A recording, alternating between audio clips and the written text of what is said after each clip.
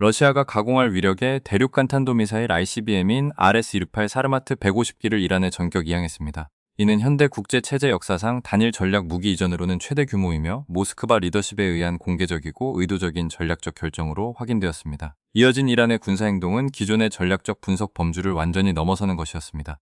이란은 약 90분 동안 진행된 조율된 작전을 통해 이스라엘의 모든 군사기반 시설을 향해 이 미사일들을 전량 발사했습니다. 1948년 건국 이래 이스라엘 국가안보의 버팀목이자 전후 미군 원조의 최대 수혜국이었던 이스라엘 방위군 IDF는 사실상 일관된 작전 수행 능력을 상실한 실체로 전락했습니다. 전국의 주요 기지와 핵심 지휘시설이 모두 피격되었으며 지난 75년간 구축된 이스라엘의 전 군사 구조는 단 하루아침에 해체되었습니다. 현존하는 전 세계의 어떤 방어 체계로도 대응 불가능한 고도와 속도로 쏟아진 화력 앞에 이스라엘은 기능적인 군사 및 정치적 실체로서의 존재 의미를 잃었습니다. 이번 사태는 소련 해체 이후 혹은 제2차 세계대전 종료 이후 가장 중대한 단일 전략적 변화로 평가받고 있습니다. 어제의 세계와 오늘 저녁의 세계는 더 이상 같지 않으며 기존의 제도와 가설, 프레임워크는 이제 자신들이 대응하도록 설계되지 않은 새로운 환경에 직면해 있습니다. 사태의 핵심은 러시아가 어떻게 서방의 개입 없이 150기의 사르마트 미사일을 이전할 수 있었는지, 그리고 이 과정에서 드러난 현재 미국 권력의 실제적 한계가 무엇인지에 있습니다. 또한 세계에서 가장 정교한 방공망을 갖췄던 국가가 왜 이 공격 앞에 무방비로 노출되었는지에 대한 분석이 시급한 상황입니다. 이스라엘이 기능적 국가로서 사실상 소멸함에 따라 전 세계 모든 정부는 자국의 전략적 태세를 전면적으로 재조정해야 하는 역사적 기로에 서게 되었습니다. 이란의 공격은 현지 시간 오전 4시 17분에 시작되었으며 이는 21세기의 역사를 바꿀 중대한 분기점으로 기록될 전망입니다. 이란의 공습은 현지 시간 04시 17분 분산된 발사시설에서 치밀하게 조율된 발사 시퀀스에 따라 시작되었습니다. 이번 작전에 투입된 150기의 RS-28 사르마트 ICBM은 각각 다탄두 개별 재도립체 MIRB를 탑재할 수 있는 성능을 갖추었으며 이스라엘의 포괄적인 군사기반 시설 전체를 목표로 삼았습니다. 공격은 크게 4차례의 파상 공세로 나뉘어 진행되었습니다. 첫 번째 공격 파동은 이스라엘 전역의 지휘 통제 노드를 동시에 타격했습니다. 이스라엘군 IDF 총참모부가 위치하고 모든 군사 조율의 신경센터 역할을 수행한 텔아비브 중심부의 키리아 국방본부가 개전 초기 수분 만에 파괴되었습니다. 이어 사페드의 북부 사령부, 람라의 중부 사령부, 브엘세바의 남부 사령부 복합시설이 동일한 발사창 내에서 모두 피격되었습니다.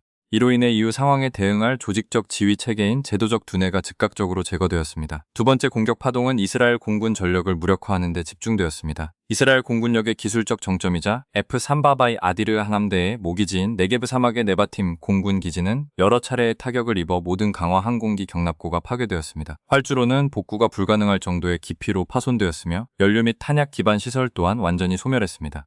텔노프, 라마트 다비드, 하초르 오브다, 팔마임 등 전국 모든 작전용 공군기지가 동시에 타격 대상이 되었습니다.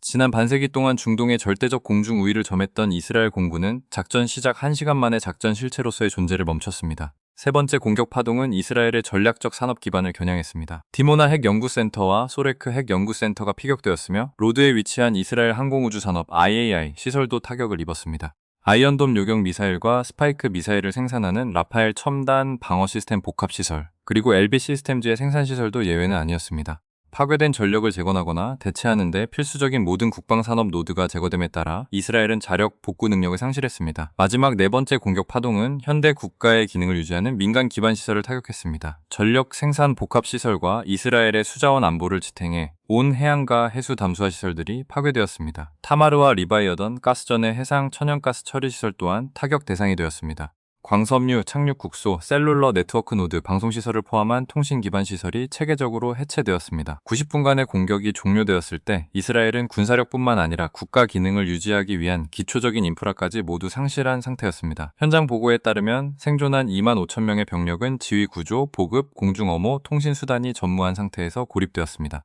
이후 이어진 항복선언은 정치적 결정이라기보다는 더 이상 나아갈 길이 없는 작전적 현실에 대한 인정을 의미했습니다. 현재 인명피해 규모에 대한 예비보고가 진행 중이며 이는 제2차 세계대전 종료 이후 국제체제가 목격한 가장 막대한 인적 손실 규모가 될 것으로 보입니다. 이번 작전의 핵심 병기인 RS-28 사르마트는 러시아 전략 로켓군이 운용하는 세계 최대 규모의 대륙간 탄도미사일로 발사 중량이 약 208톤에 달합니다. 이 미사일은 액체 연료 추진 시스템을 사용하며 부스트 단계가 매우 짧아 요격 시도 자체를 무력화합니다.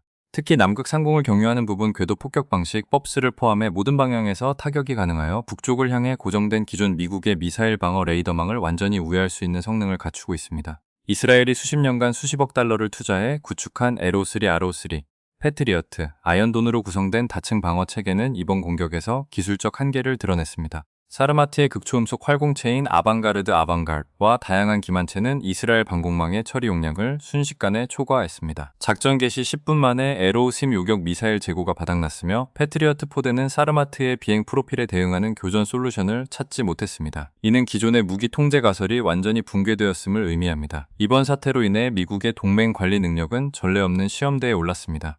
워싱턴의 공식 반응이 극도로 절제된 이유는 이란이 보유한 사르마트 미사일이 이제 미국의 전략적 기반 시설에 대해서도 직접적인 보복 위협을 가할 수 있게 되었기 때문입니다. 이로 인해 지난 30년간 중동 내 미국의 행동 자유를 보장했던 억제력 계산이 더 이상 유효하지 않게 되었습니다. 도쿄, 서울, 바르샤바, 타이베이 등 미국의 안보 보장에 의존해온 세계 각국 정부는 자국 안보 정책에 대한 긴급 재검토에 착수했습니다. 지정학적 변화 또한 가속화되고 있습니다.